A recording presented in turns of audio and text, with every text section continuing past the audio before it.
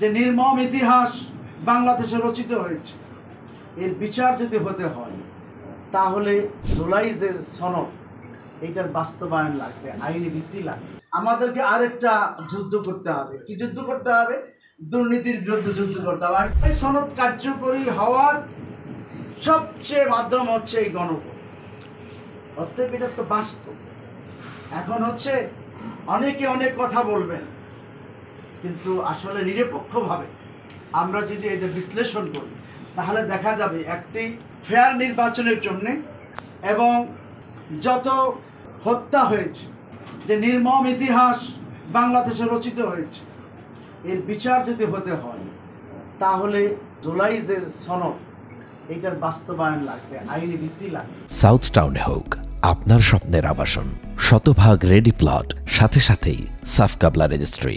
সাথে সাথে আপনারা জানেন, ইচ্ছায় হোক আর অনিচ্ছায় হোক, আপনারা সংবাদ কর্মী হিসাবে আপনারা কি পেরেছেন সব সত্যকে পরিষ্কার করতে? বলতে পারবেন? বুকে হাত দিয়ে বলুন, পারেন না। অনেকে এটা করতে গিয়ে শত শত সাংবাদিক জীবন দিয়েছে, এটা কি ঠিক নয়? কিন্তু আমি কি বলি জানেন, একজন সাংবাদিক যদি ভুলও করে, অন্যায়ও করে, তাকে সংশোধন করতে হবে। কিন্তু একজন সংবাদকর্মীর উপর হাত তোলা এটা জাতির জন্য বড় লজ্জাজনক। এই ধরনের অনেক দুঃখ বেদনা আমাদের আছে। একজন শিক্ষককে সংশোধন করতে হয়, তাকে সাসপেনশন করা যায়, কিন্তু শিক্ষকের উপরে কি হাত দেওয়া যায় বলেন? তাহলে কি জাতি থাকে? আমরা এই ধরনের নির্লজ্জ বহুত কিছু আমাদের এই বাংলাদেশে হয়েছে। এই জন্য প্রশাসনের মাঝে একটা চেতনা সৃষ্টি হয়েছে যে আমরা পিছনের যেই কালিমা আমাদের উপরে মাখা হয়েছে, আমরা তার থেকে বেরিয়ে আসতে চাই। সম্মানিত বন্ধুগণ, সেজন্য আমাদের প্রয়োজন হচ্ছে, এটা অত্যন্ত গুরুত্বপূর্ণ দেশের জন্য। যদি আমরা আগামীতে একটা সুস্থ নির্বাচন চাই, আমরা একটা নির্ভরযোগ্য এখানে সরকার কায়েমের মাধ্যমে ন্যায় ইনসাফ সুবিচার প্রতিষ্ঠা করে, পিছনের সমস্ত হানাহানি বন্ধ করে, পারস্পরিক সহযোগিতা পরামর্শের ভিত্তিতে যদি বাংলাদেশটাকে আমরা এগিয়ে নিয়ে যেতে চাই, তাহলে এগুলো যথেষ্ট প্রয়োজন। এখন যদি এইটা হয় যে আমি ক্ষমতায় যাওয়ার জন্যে আমি এটার পক্ষে থাকবো না, আমি এটার পক্ষে থাকবো, তাহলে তো জাতির জন্যে এটা শুভ নয়। সেজন্যে আমি সকল বিরোধী মহল যারা আছেন, আমাদের বন্ধু রাজনৈতিকবিদ যারা আছেন, আমি তাদের প্রতিও উদারত আহ্বান জানাতে চাই যে ব্যক্তি স্বার্থের ঊর্ধ্বে ওঠে, দলের স্বার্থের ঊর্ধ্বে ওঠে, এই জাতির জন্য আমাদের যা প্রয়োজন সেটা আমাদের করা দরকার।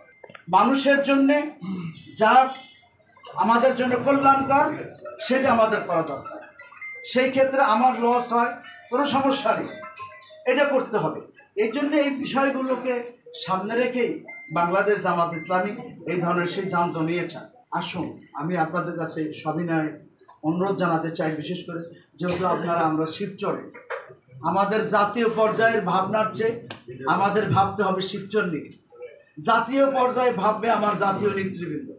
যেমন আমার আমির বলেছেন যে আমাদেরকে আরেকটা যুদ্ধ করতে হবে। কি যুদ্ধ করতে হবে? দুর্নীতির বিরুদ্ধে যুদ্ধ করতে হবে। আমি প্রথম থেকে একটু বুঝতে কষ্ট হয়েছে, পরে দেখলাম যে এইটা এমনভাবে হয়ে আছে প্রত্যেকটা রন্ধে রন্ধে। আপনি ঘুষ না খান, ঘুষ দেওয়া লাগে, লাগে কি লাগে না? আপনি কিভাবে মুক্ত হবেন? অতএব এটা মুক্তির জন্যে অবশ্যই এমন একটি সরকার দরকার যেখানে লক্ষ মানুষ তাদের জীবনের স্বার্থ মিলিয়ে দেবে এবং কোনো কিছুর ভয় পরোয়া করবে না।